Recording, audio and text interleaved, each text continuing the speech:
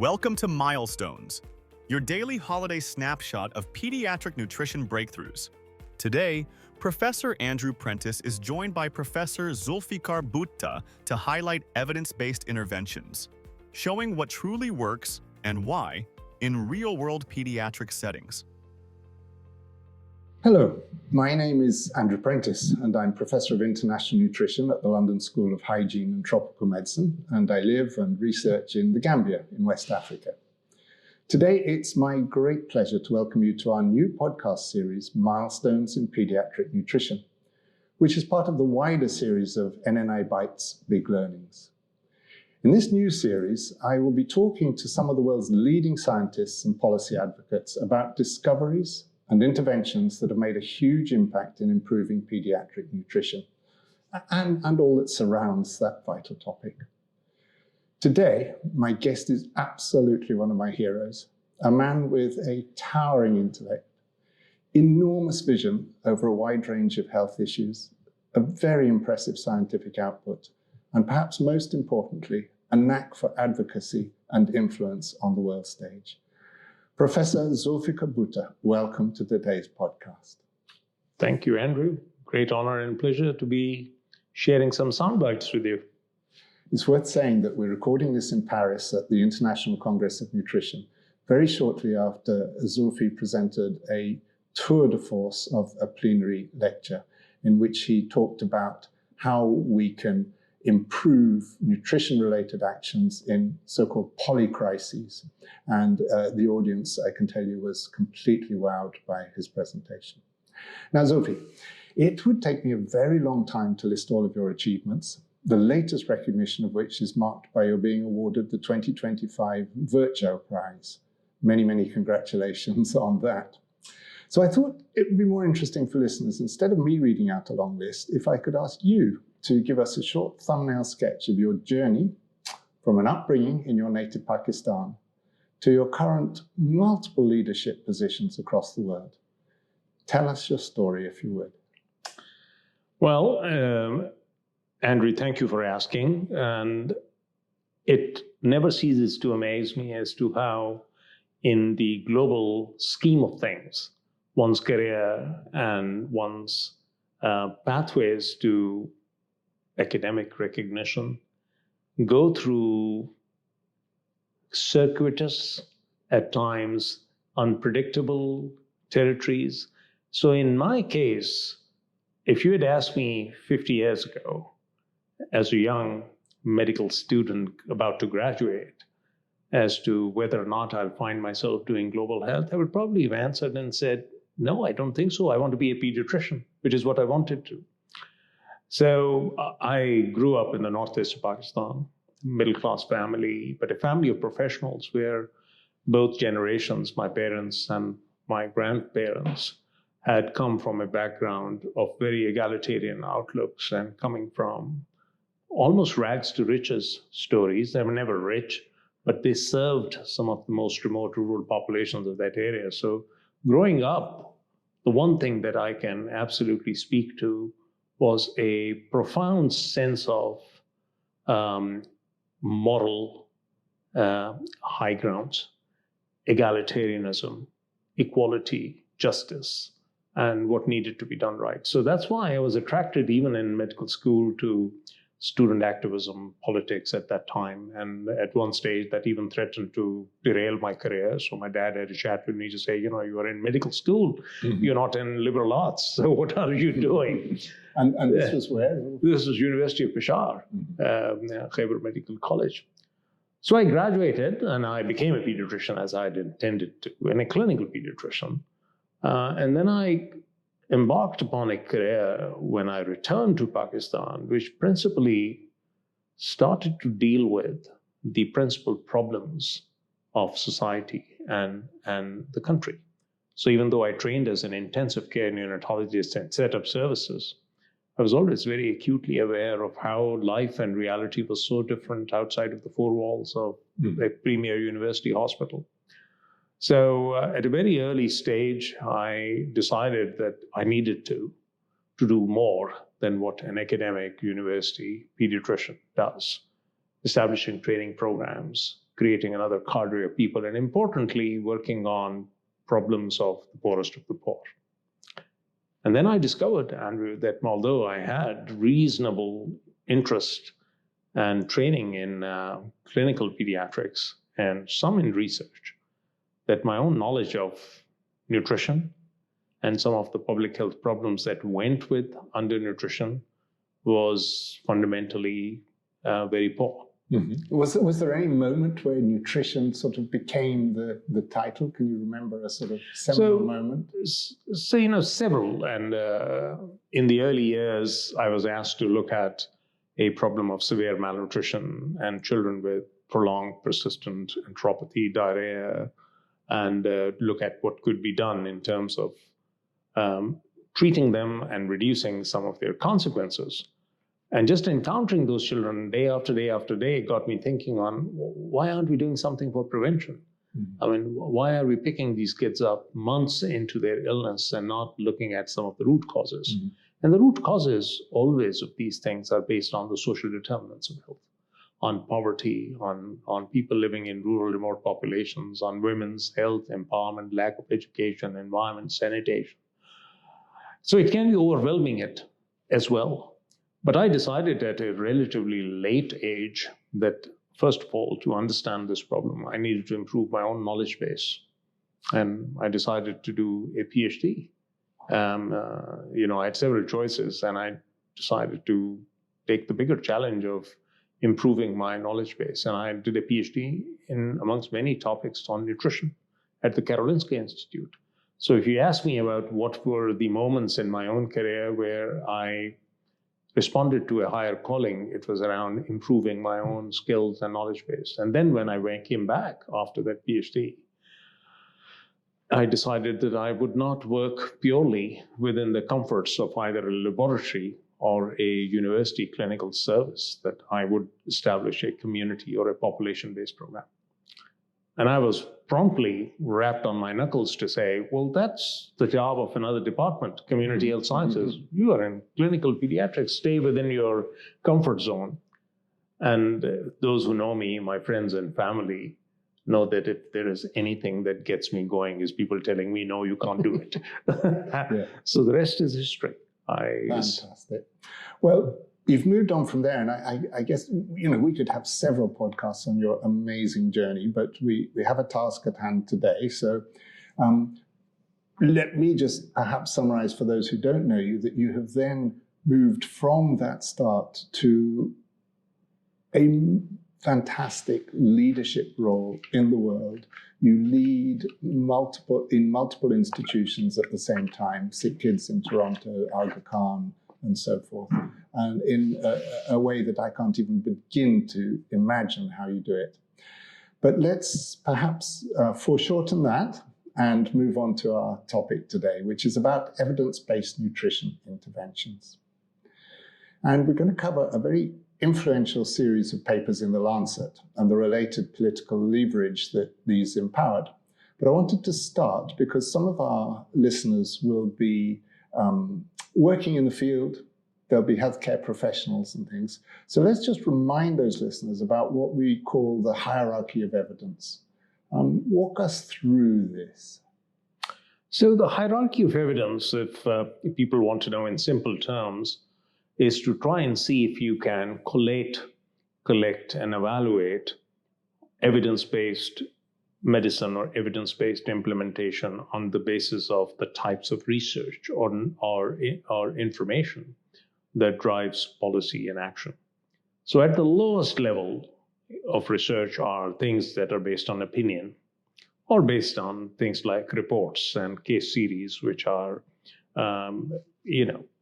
relevant to a particular topic, but maybe so different from even your neighboring geography that would not really amount to really true evidence-informed research. And then you go on to all types of other studies that I don't need to go into: case control studies, cohorts, randomized control trials, which are the gold standard of evaluating evidence, where you do so on the basis of experimentation and to see if a particular intervention delivered through a randomized control design with a control population works. And even in the hierarchy of randomized controlled trials, there are large effectiveness trials, which are much stronger on policy compared to efficacy trials. So trials where you actually get people to conform to certain behaviors, such as efficacy trials focused on giving people commodities and ensuring that they take them, are not inherently as powerful as giving people the knowledge or giving the health system commodities that are then used in real life effectiveness evaluations.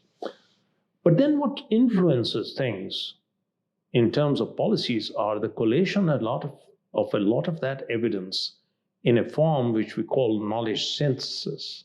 It's bringing things together, and often we do that through systematic reviews of the evidence and meta-analyses that allows you to bring things together to say, we've done 30 studies of the role of vitamin A in saving newborn and child lives. And the totality of the information is that in 80% of the cases, this is the effect on survival. And that is a lot more powerful for policy than just talking about one or two individual studies. Now, over time, that hierarchy has served us well, because the World Health Organization, which until the year 2000 based a lot of its guidance on so-called expert groups and Delphi opinions of people sitting around a table and talking, now very firmly for its guidelines development and guidance process, relies on rigorous systematic reviews of the literature. They'd still do it a little differently from what some of us in the field are beginning to do, but it's a step in the right direction. Great, and we'll come back to that. We'll back to that in towards the end. But so let's now get to the core of this podcast, which is, Zulfi, in 2013, you published in The Lancet what is now a very famous paper, Evidence-Based Interventions for Improvement of Maternal and Child Nutrition, What Can Be Done and at What Cost. This original paper has been cited over 4,000 times by other authors in their own papers. And you and your team have written several updates on progress. Take us back, Zulfi, to the genesis of this paper. Well, that was a great time, because within a short span of time, we not only published that particular paper on nutrition, we also published this very similar paper on newborn survival interventions, which has actually been cited 7,000 times. So it was a fundamental difference in approach in our knowledge synthesis work, where we brought evidence together from rigorous, the best available systematic reviews of various interventions, but also tried to package them together. We had, as you might recall, Andrew, even in 2005, tried to bring evidence around nutrition actions together.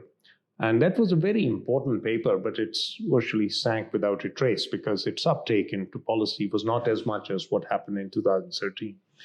So that paper came about because of the desire to look at nutrition across the life course, starting with the mother and actually pre-pregnancy, and to see what kind of evidence-informed actions could make a difference to a potential cohort, and to see its effects all the way through not just the newborn period and the status at birth, but also through linear growth in childhood, through modeling exercises. One of the first times we used a LifeSafe tool to principally model what would be the effect of these nutrition interventions on survival, but also thrival and stunting and wasting.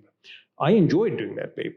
I mean, I was much younger at that time, and it really meant that we brought a whole team of young researchers together who spent about 2 years building the evidence. Yeah, tell me a bit about the process, because this is part of, and I think we should tip our hat to Richard Horton, the editor of The Lancet, who I presume probably started off this idea of the task forces, which then synthesized, as you've just described, the evidence and pull it all together in these monumental papers, of which the one we're talking about today is one. So how did that all start? Was this at the early days of that process? Well, it was one of the earlier systematic efforts to bring things together around big topic areas, not just child survival, mortality reduction, but also, as I said, linear growth, using linear growth as a measure. The Lancet obviously was very supportive, but did not really help us do more than just bring a group of people together and agree to do it. And if you may recall from that series, we got a lot of these systematic reviews and evidence around nutrition specific interventions, things that were delivered through programs, health systems, but also tried to do the same for nutrition sensitive interventions, things that had relatively fewer trials or implementation research on water sanitation, hygiene, other kinds of interventions related to poverty reduction, agriculture. And we were unable to do the similar systematic review meta-analyses for many of those interventions, something that I'm now trying to change.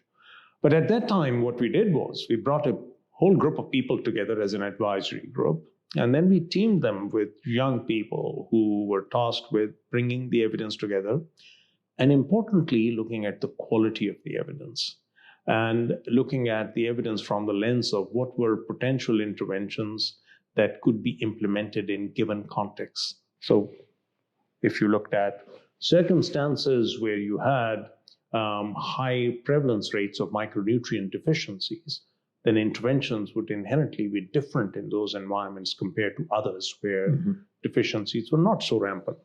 It took us about 2 years to put everything together. Eventually, we found that the impacts that we were seeing from our models and the policy relevant messages were much more pragmatic.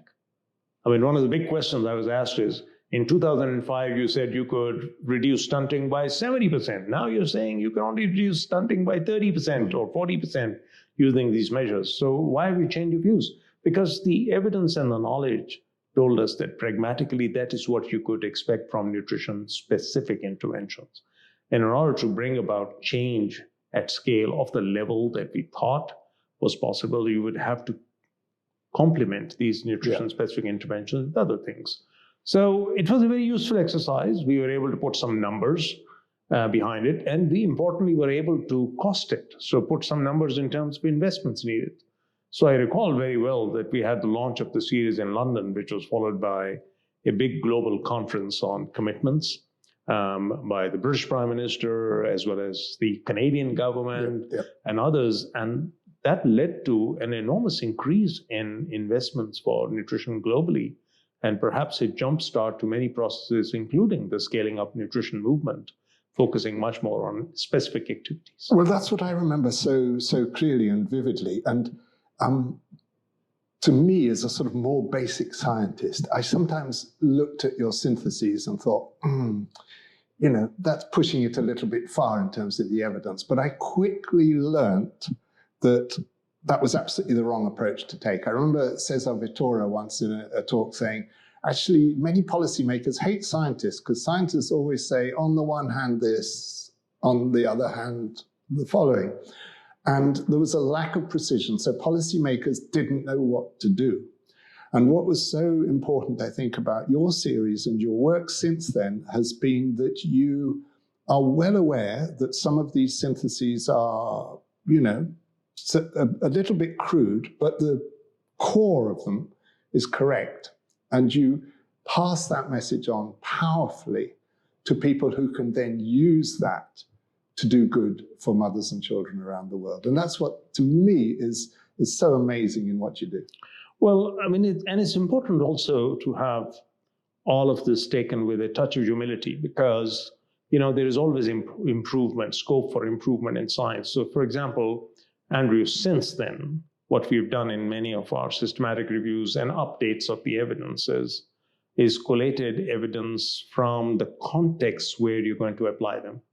So in the most recent update from a couple of years ago of that body of evidence for interventions, we relied largely on evidence from low and middle income countries, and not from contexts where you may have a very different effect size because the backgrounds were so different.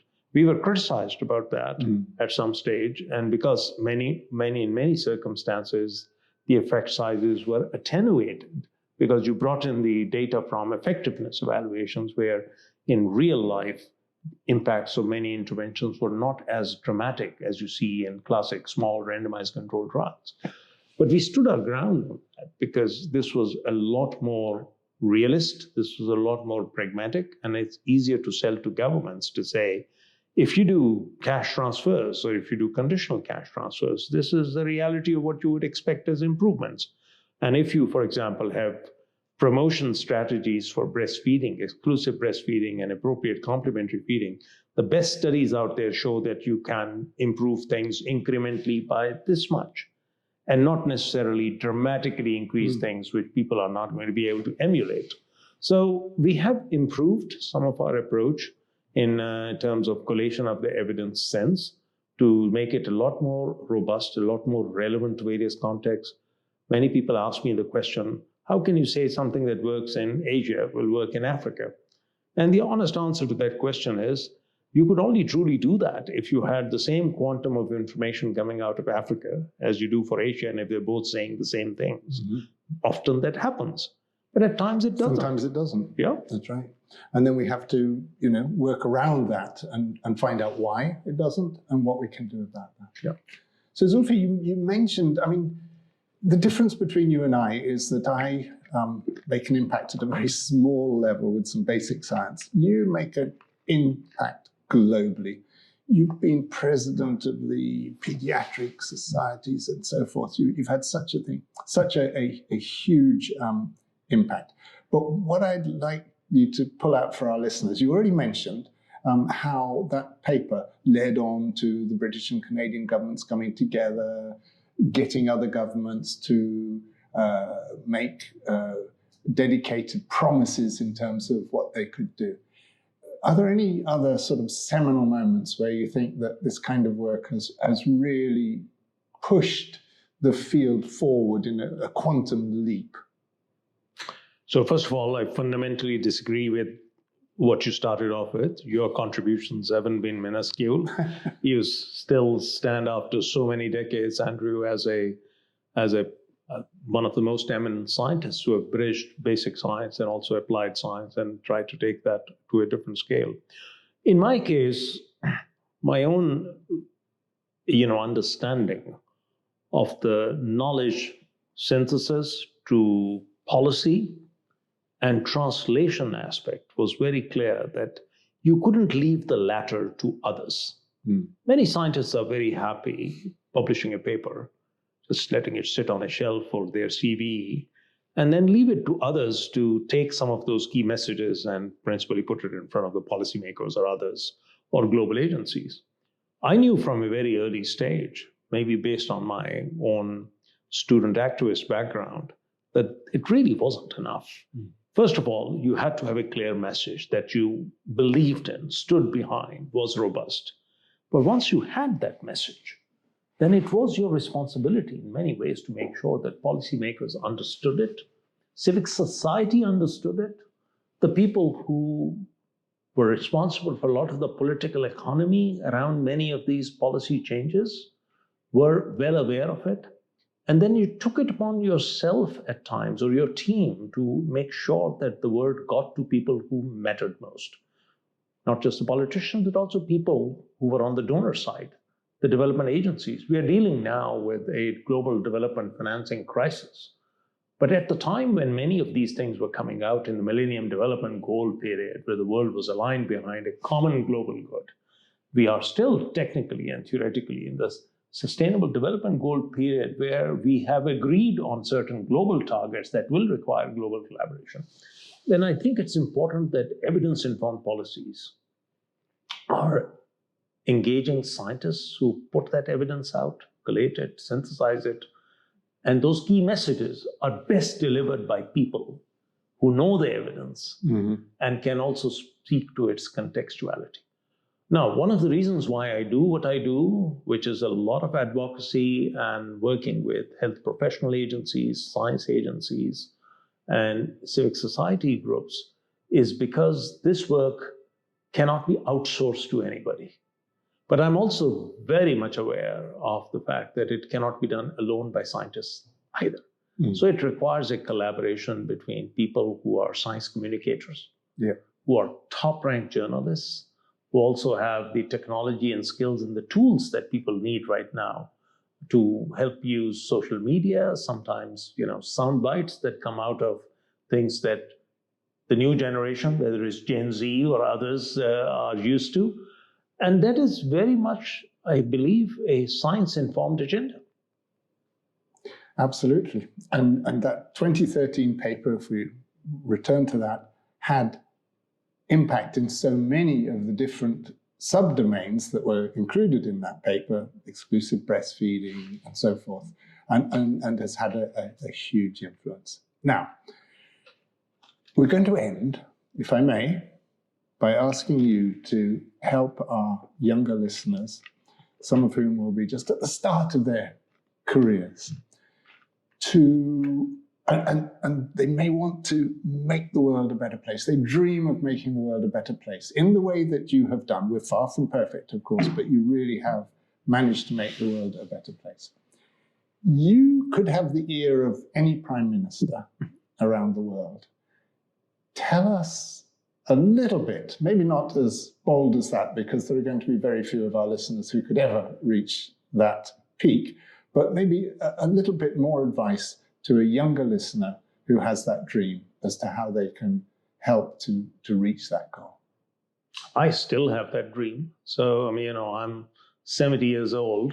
I haven't lost that spirit of optimism and the belief that, if you think that the world can be a better place for your children, the next generation, their children, that it can happen.